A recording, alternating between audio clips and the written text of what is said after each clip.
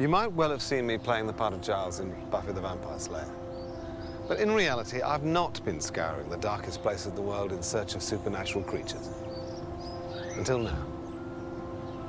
I've decided to leave fantasy behind for something far more frightening. The supernatural terrors of the real world. In this film, I'm going to look for the truth behind a creature not fully alive, nor completely dead. Come with me into the twilight world of zombies.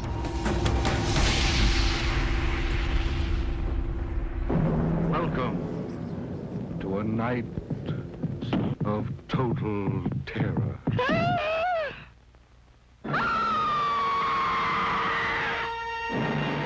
I've always thought of zombies as a bit of a joke, really. Herds of stiff-limbed, mindless corpses out to eat your flesh. But easy to outrun. And about as scary as an animated hamburger. But is that all there is to it? A zombie's just a great piece of movie fiction. Any book, or scientist, or sociologist will say the same thing. Zombies do not exist. Except for in Hollywood. Or Haiti. That Caribbean country known for its voodoo, its poverty, and its living dead. Not a lot of people holiday in Haiti. Though it's set in the beautiful Caribbean, it's now the worn-out third of the very island Christopher Columbus claimed as the New World in 1492. The first Black Republic, and the first country ever to be created by a slave revolt. The only person I could find who's been there is journalist Ross Benson. And you've not long been back from there. Can you tell me what's it like there at the moment? Well, you've got a UN peacekeeping force trying to impose some kind of law and order, but you've also got gangs of youths. They're all armed with machetes. A lot of them are armed with guns. It's the machetes that worry me. I mean, last time I was there, someone lost his ear, someone got his head cleaved. You've also got corruption. You've got abject poverty. You've got AIDS. When you go to Barbados, it's only across the Caribbean. You'll be safer. I mean, you paint a very bleak picture, but it's not really that bad, is it? If you take the wrong turning on the wrong night and run into the wrong people, it's about as dangerous as it gets. Now, how can you resist a review like that? Wish you were here. Anyway, I have to see for myself.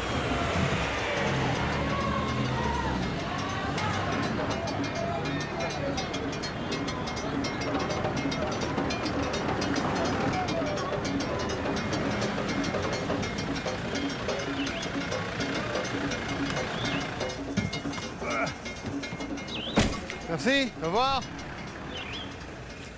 So here I am, at the Haitian capital of Port-au-Prince.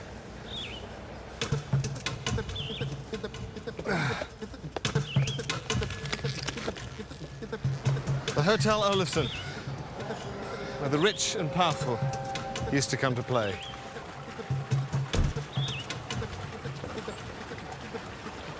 It doesn't look that dangerous. Wow.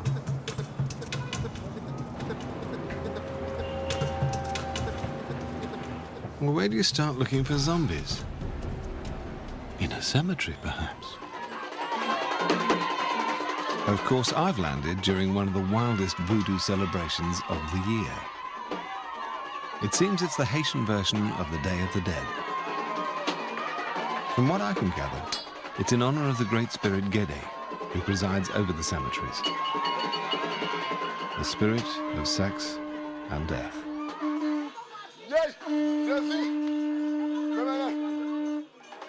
Some people become possessed by this lascivious spirit. Their minds empty, driven like puppets by their master's will. That sounds and looks like zombies to me. But everyone tells me these are not zombies. They just look like them. Their one-eyed sunglasses divide the world into dark and light, life and death. They drink and lampoon sex and death, their faces whitened like a corpse. They bump and grind, strut and thrust their way through the graves in anarchic glee. These are the most living dead I've ever seen. But when night falls, the cemetery empties, and armed gangs roam the streets. I get a ride back with Claude Douget. Claude is an Ogun, a voodoo priest. He must know about zombies. Are zombies just a myth? No, it's not. It exists. It's part of our life, whether we like it or not, but it's dangerous. And in fact, myself, I don't really like to talk about zombies because I know how the system works. You talk too much, and that's it. Oh, great. Just what I want to hear. I've made it through vampires, demons, werewolves, and witches. Am I finally going to come unstuck with zombies? Haitian mornings are a great relief. Maybe that's because the nights are full of thunderstorms and gunfire. Still, zombies never sleep, so I best get to work. I'll try the voodoo priest I met last night. Claude? Yes, I wonder if we could meet. Claude invites me to his peristyle, his voodoo temple.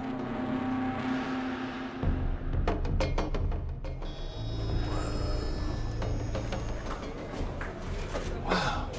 And as you can see, this is my peristyle, and you're welcome. Thank you. And one of the ways to say that you're welcome is to put some water on the floor. Frankly, I was expecting a voodoo priest to be a lot scarier. Claude's actually very gentle and quite melodic.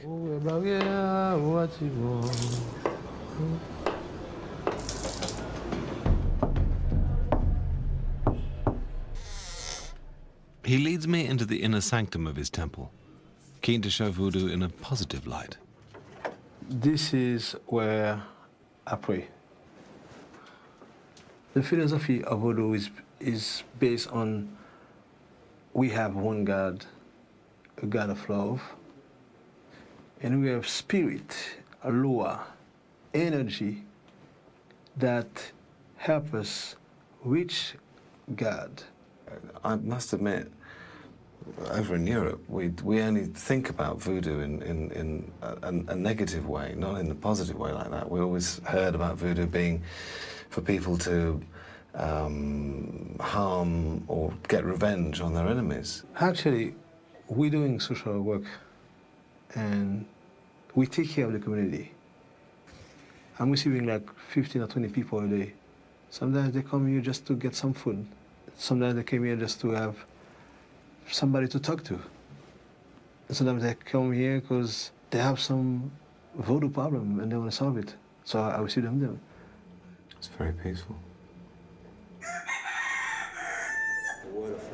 Back outside, and the reason I'm here. If zombies are real, then what are they? First of all, there is the astral zombies, which is really common in Haiti. Everybody talks about it. And Claude says that astral zombies are captured spirits, which voodoo priests use to do their bidding. He can't say any more because only initiates can know all the secrets, but apparently they have their uses. You can use it to make money. You can use it to help people. You can use it also as well to harm people. And what about the other type of zombie that we know from the movies, which is the living dead? I've seen myself movies about zombies, and most of them are really ridiculous. It's like, kind of humoristic. But they exist. I don't deal with zombies. I don't make zombies. So all I can tell you is we can find out people that can make zombies and talk to them. And I'm not too sure they'll tell you how. Have you ever seen a zombie? I mean, not an astral zombie, but one of these living dead that you talk about? Actually, I've seen one, and this is something that I will never forget. I was going on the south side of the country to see somebody, and I was just driving. And along the road, I see two guys just walking. As the light of the car lighting the face of the guy. It was like a nightmare. And I will never forget that look on these eyes. You could see only terror and emptiness. The body is alive, but the expression inside the eyes is like telling you there's no more life. And what was terrifying, the night was quiet, and you could hear the sound of the whip. And the guy went hiding with his master. You say it's still widely done. There are many cases of identification. People are afraid to talk about it because it's totally illegal. What are the chances of my ever being able to find one? Well, I'll tell you that I heard stories. I'll ask. There's no promise. I woke up this morning to a city in turmoil. The police are rounding up supporters of ousted President Aristide. They were on a rampage last night.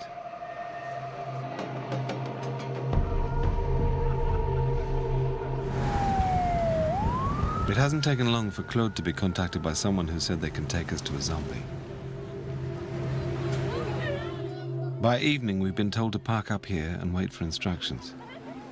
It may not be the best idea in the world.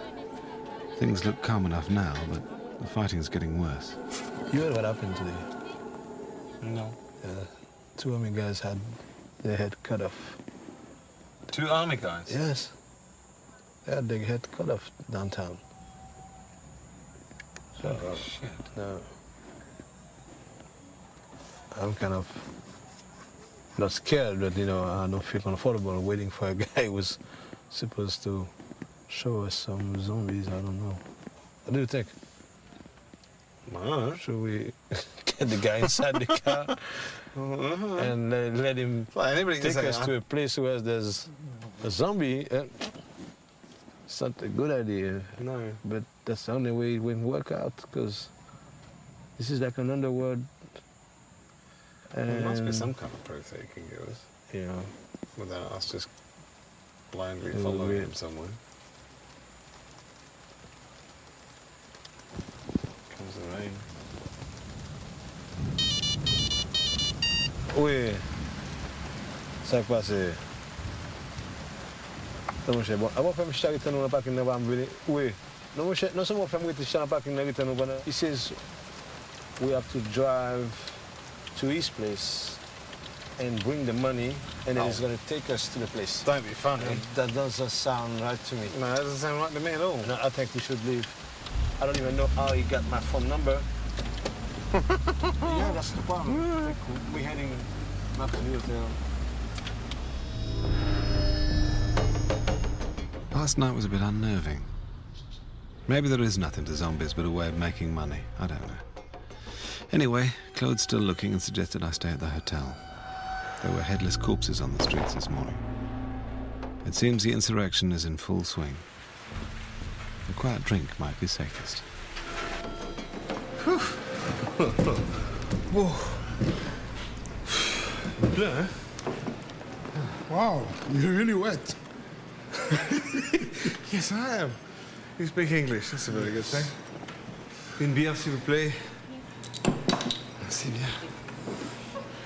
Cheers. Who's the guy on the wall? Oh, that's a papier-mâché of Jean-Jacques Dessalines.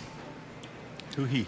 Jean-Jacques Dessalines was the commander of the indigenous army who led the slaves to independence. So he's considered as the father of the nation. Of Haiti. Yeah. So how did the slaves come to Haiti? First of all, the Spanish, they came to Haiti in 1492. And they found the population of natives, like the Caribs, Arawaks, and Tainos. In less than 10 years, the Spanish exterminated that population. How many people? We're talking about millions of people. And after that, around 1503, I think a priest, a Catholic priest, Bartolome of Las Casas, he came up with the brilliant idea to bring black slaves from Africa, because he said that, you know, they were well built and they were living under the same climate conditions like Haiti. Very enterprising of him. So the Spanish started that. And then it was followed by the French, who did the same thing. So Haiti took its independence in 1804. That means, let's say, 300 years. 300 years of slavery. The war started at the end of 1801. 2 years later, 3 years in 1804, they proclaimed independence. Out with the French? 1st, 1804, yes, they kicked them out. So were the French cool about that? I don't think so. Because, you know, what they had to lose is the slaves. Slavery, was that important? Oh, yes, it was important. Like now, oil is important to the world economy. So slavery was important to the world economy then. It was that important? Yes, because the industrialist revolution didn't happen yet. I'm sorry, I haven't introduced myself. I'm Anthony Head. How do you do? Abuja. That's cool. This is, I have to tell you, I'm here investigating, well, zombies, basically, and how zombies relate to voodoo. Interesting. Are they real? For sure, I can tell you their story are real. But the thing is, I've never met a zombie, I've never seen a zombie, and I've never made any zombies. I don't know the technology. My drinking partner turns out to be no less than an emperor, a voodoo priest who leads a large community of his own. But he's loath to say much about zombies. But the only thing I can tell you is that secret societies exist in Haiti, and the secret societies sometimes are used as, you know, justice system, and sometimes the verdict is very strong. So what they do sometimes, instead of killing someone, they just punish you, and punishing you by, you know, in a way enslaving the people to make them work for what they've done. And with that tantalizing thought, he simply smiles and won't say more. I take Abuja's number and head off with Claude. Yeah, you were shooting last night? Yeah, there was machine gun fire. M6, well, Yeah, M16. family was shooting downtown. Violence is everywhere. We managed to avoid trouble on our way out of town. Claude has got us invitations to one of the secret societies that Abuja spoke about. In a country where chaos reigns, secret societies keep things going on a local level. The rest of the country might be going to hell, but nothing is going to stop this annual voodoo celebration.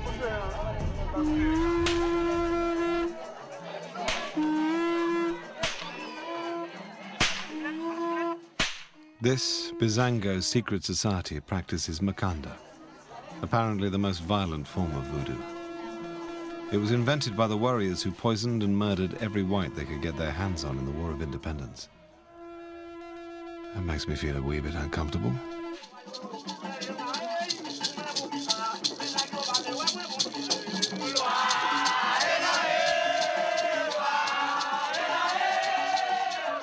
According to Claude, one of the goals of voodoo is to become possessed by the spirits, to lose yourself and be consumed by a greater power, like a willing zombie in some ways.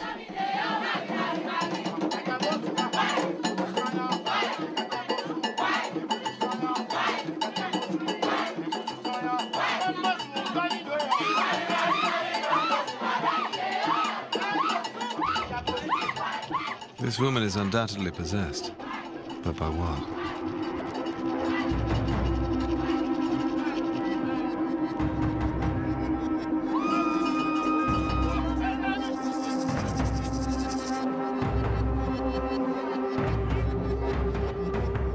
I find this really hard to watch.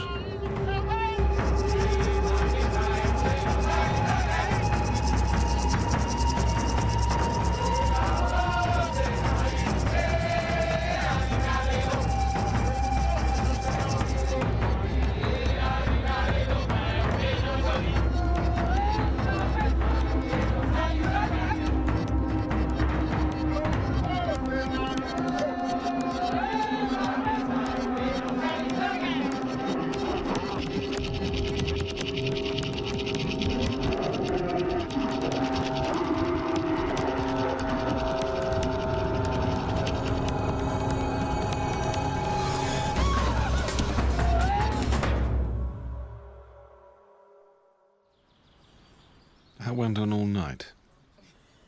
I've got together with Abuja and his friend Caroline, but his stories are less than reassuring. It is very serious. You see, in Haiti, you don't know what you eat. 1982, they arrested a guy who was supplying most of the hotels in Pétionville with human flesh. Whoa! Yes, in 1982. That guy was arrested. He was killing people and selling the flesh to most of the hotels, like Montana, L1 Show, Villa Creole. They arrested him, and when Duvalier left, he took off from jail. Let's hope he's not out there still. Right, he took off from jail. He took off from jail? He got away? Glad I don't eat meat. I need to let that story and lunch settle. Last night's bloodbath didn't exactly fit with the image of voodoo as a religion of love. What spiritual role does the animal sacrifice play in the ceremony? It's what we receive. Because the animal, when it dies, it releases an energy. And I think that most everybody feeds on that energy. As in everything, there is a dark side to voodoo, yeah? Everything on this universe has a positive and negative side, I guess. Even to create electricity, you need 2 electrodes. We are positive and we are negative. It's how we choose to use it that makes us good or bad. The Western world wants to divide good and bad. We don't. We don't divide good and bad. We use both. I'm off to see somebody else who uses both good and evil. A voodoo priest who has a very different opinion about the existence of zombies to that of most Haitians. An opinion so controversial, he won't permit us to show his face for fear of reprisals. I get the translator to ask if voodoo priests really create the living dead.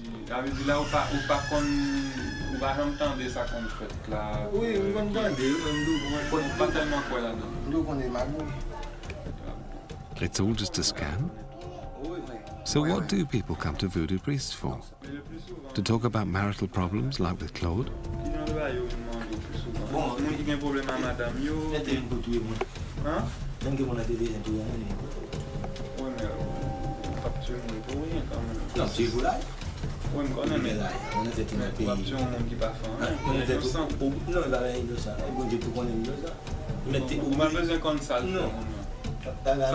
Problème ça va. Non, pas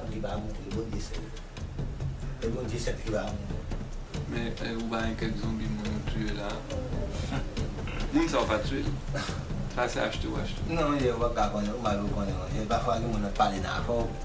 C'est là pour faire le travail. Ça quand vous ça me doit là des mecs qui tout.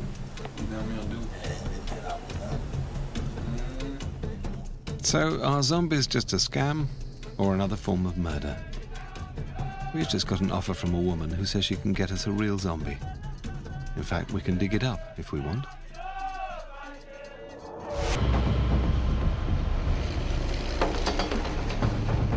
Every morning, the damage from the nightly rioting in Port-au-Prince is cleared away. But business never stops. The word is out that I'm looking for a zombie. Tonight, I meet a businesswoman who doesn't want her face shown. Bonsoir.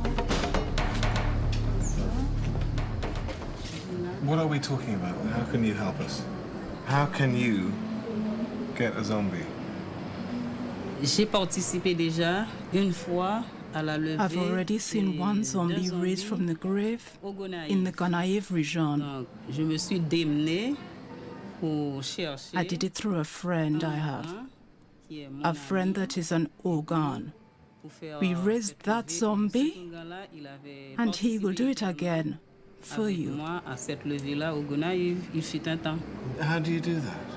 How do you take a body, presumably the zombie is buried? Me personally, I don't know the ritual. I can't do it. It's a knowledge, a job you have to learn.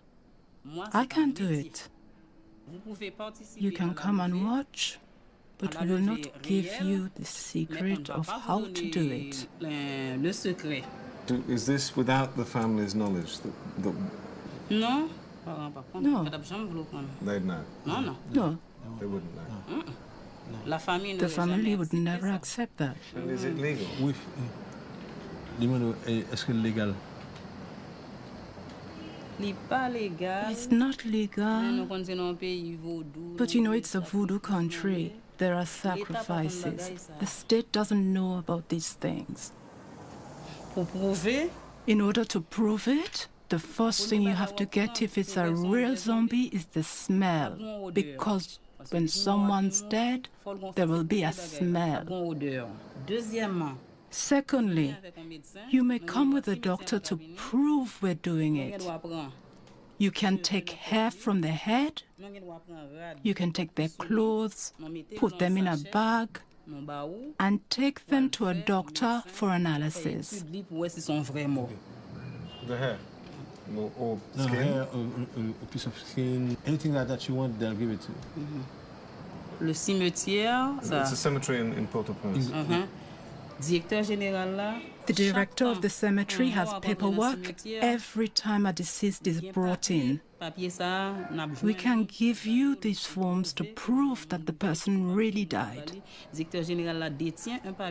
director has these forms on which you'll find the deceased's name, date of birth, date and time of death, what plot they are buried in. All these things are proof. Tout ça, ce sont des preuves pour maintenant dire. How much money does she want for this? Je veux dire combien comme ça coûte pour aller pour l'assister et lever. Il coûte un peu 2 millions de US. Asking 2,000 US.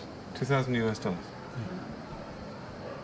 En fait, déjà 2 ans, c'était 1000 combien? Not expensive for a body. And they will also have police protection. Police protection? Yes. Wow. And all that comes within the $2,000? Yes. It's very interesting. What is very important is he can't just call me the day before. We need to keep our eye on the bodies of the recently deceased. We can't do it if they've been dead a long time. We also need to give the cemetery director plenty of notice so he can keep an eye out for a fresh body. If the corpse is more than 10 days old, we can't take it.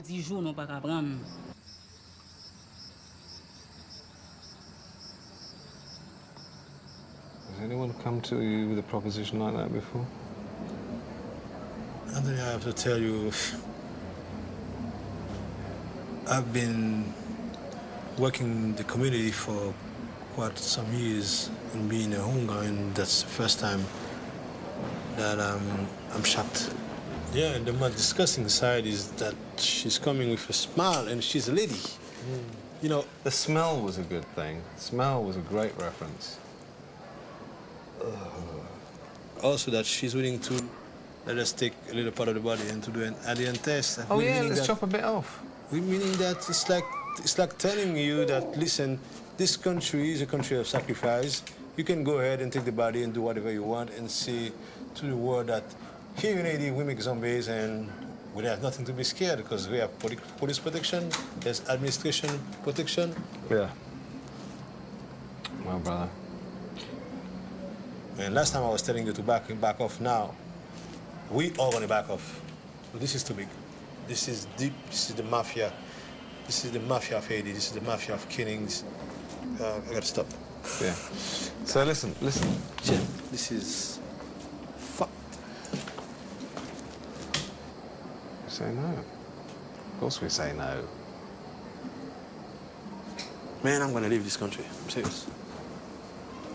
I'm gonna leave. Get that off. Sorry. Shit.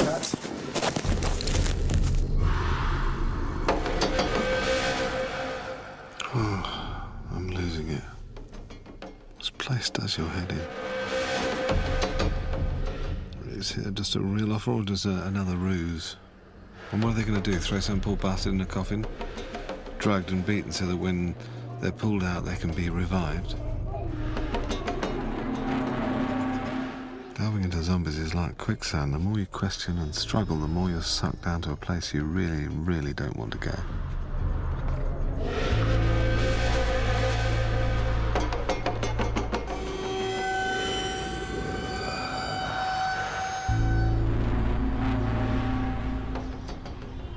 I'm staying put for a couple of days. Claude's finally made contact with the men who know how zombification is done, and who've probably done it themselves. Claude said it's too dangerous for outsiders, so he went alone. Now he's back, and what he has with him are the 4 steps of a Haitian zombification.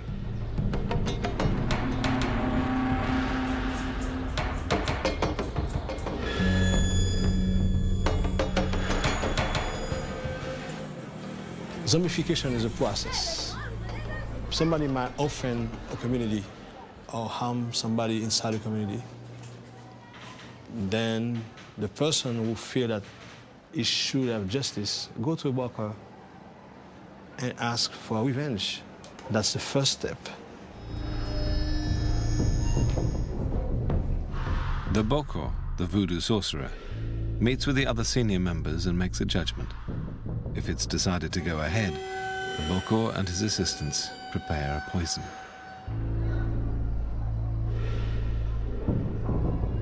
From what I learned, the positive is very powerful. We still don't know how it's been given to these people who got hurt. We don't know. We can just presume that it might be dangerous to touch. It's been probably given in some food, but it's just a presumption. And I think only these people who knows how to do it can really tell what happened. That's their secret. And nobody will ever tell about it. It's not easy. Foufoua, son poison, 160,000 fois plus fort que cocaïne. This Ogun showed us poison ivy, dried frog, crushed human bones, dried plants and unidentified magic substances. But the key is the pufferfish. In Japan, where the pufferfish is a great delicacy, 3 or 4 people die every year from eating it. But some of them suffer a worse fate. The powerful neurotoxin in the fish just makes them look dead. Stories abound of victims being buried alive.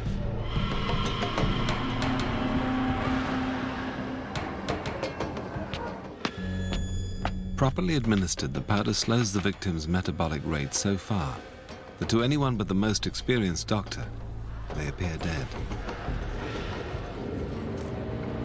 That's what's so terrifying about zombies. It's like the person looks dead, but he's alive. Once the victim has been poisoned, presumed dead, and put in the coffin, what do they experience?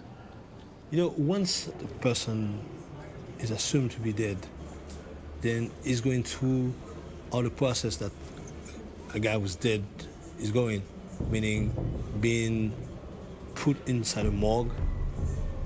You know, they're going to bury you. You're going to hear the sound of your loved one crying and rocks being thrown on your coffin.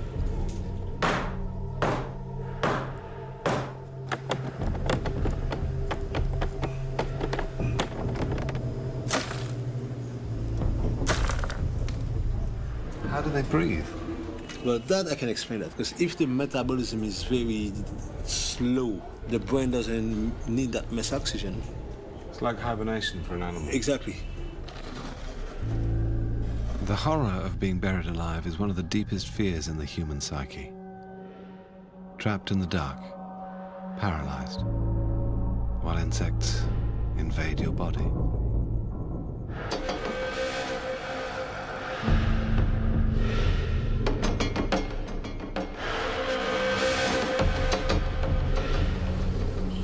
The Boko's henchmen dig up the body up to a week later.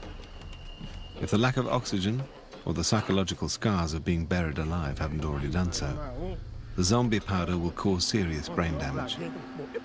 This leaves the victim robbed of their will, their character.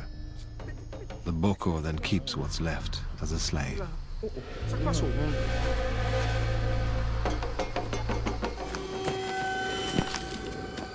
The victim's old life has ended. They're led into the night to begin their new life as a zombie. The men we know that men are known for the labor power. They have muscle. But a woman have a body. So what will happen to a zombie if she's a woman inside a place where there's men that don't have any respect for life? But how are the zombies kept servile? We know that they don't give salt to the zombies. But salt is getting the blood pressure high. So something is probably given to them to keep their blood pressure down. It seems the only ways a zombie can escape are either if the Bokor dies or if the zombies revolt. But this is rare. In what must be the darkest form of slavery, most zombies can only find release in death.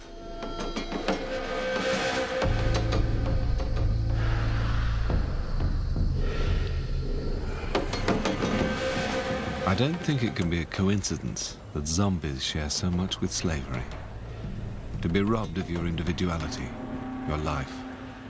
To be abused by your master as something less than human.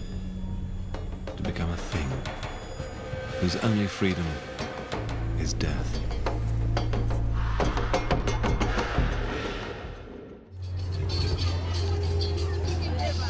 The streets are quieter today.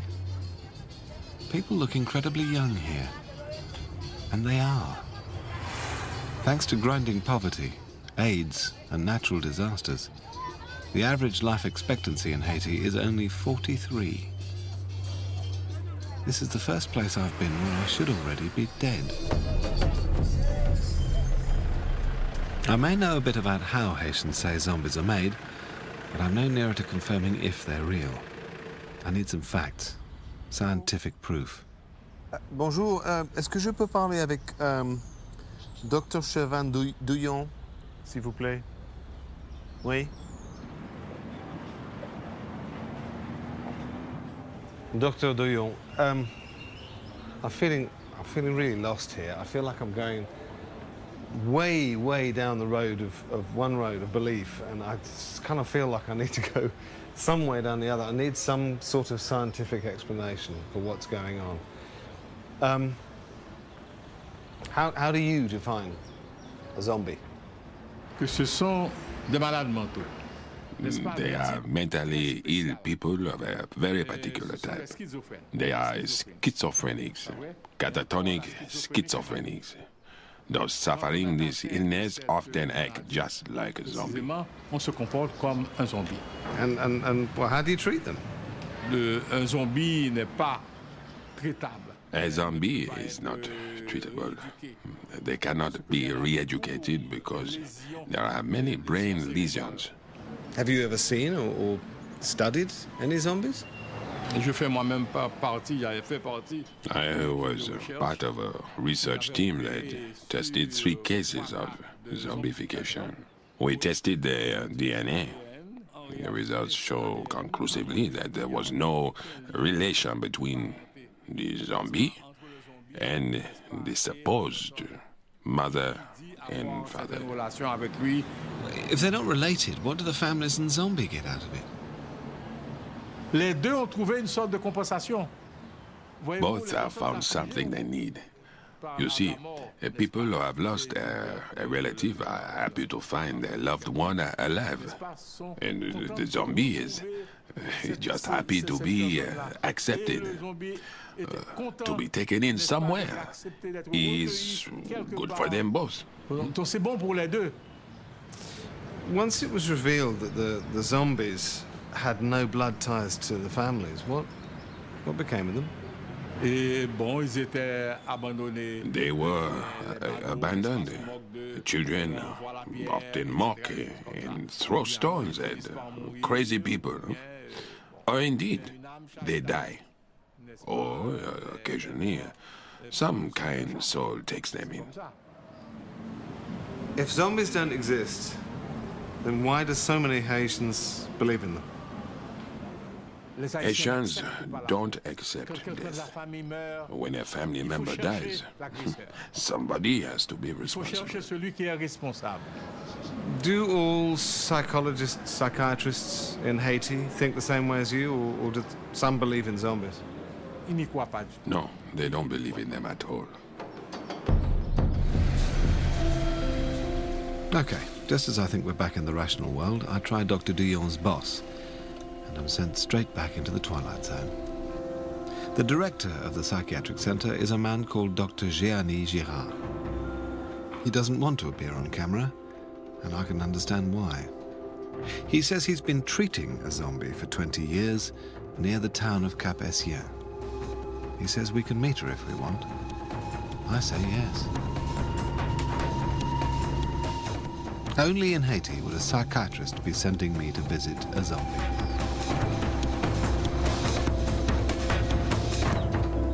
Finally, this is the house where I'm going to see a zombie.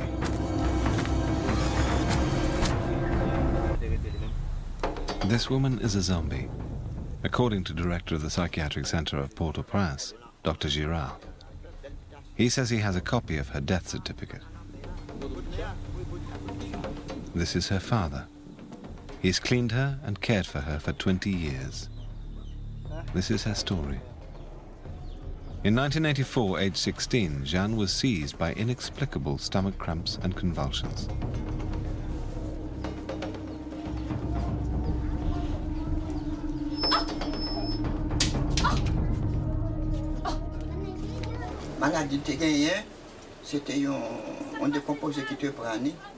What she had was convulsions.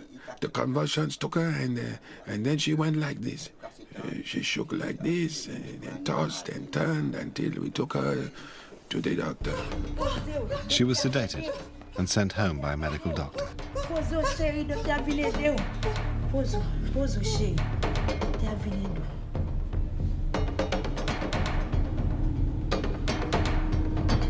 However, the next day, Jeanne was found dead at school.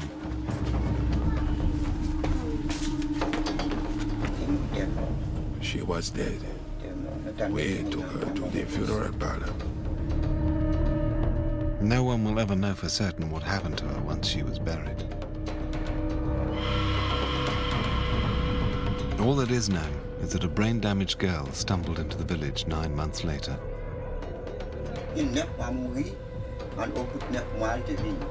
She hadn't died. After 9 months, she returned. She came back and appeared there, in the doorway. I said, that looks like Jeanne. Jeanne, Jeanne! It is Jeanne. I felt so happy. I was joyous. She used to have this mark.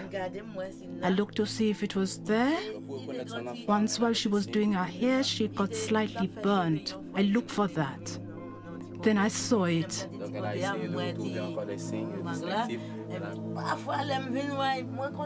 I took her. I was so happy. Then everyone arrived to see her. They took her to the hospital. Is this poor woman really a zombie? Her condition is certainly heartbreaking, but can we believe her family story?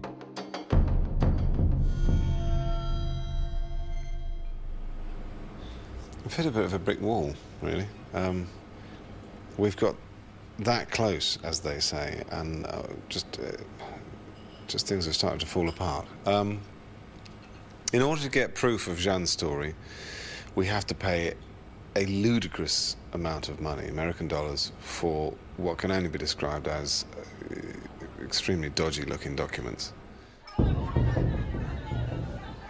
In the meanwhile, her namesake, Arrogant Jeanne, has blown through Haiti, killing 3,000 people. The street fighting here in Port-au-Prince may erupt into civil war. The Americans are moving their people out. And now, I don't know, our worst fears have been realized. The crew went off to film without me. And were kidnapped. And held to ransom by a gang. Machete-wielding, frothing at the mouth. It was not political. They just got wind of the fact that we were making a film about zombies, and they just went berserk. Everybody's okay. They're visibly shaken and poorer, but alive. In a land of darkness and light, darkness has taken over Haiti. Filming has become impossible. We fly out tomorrow.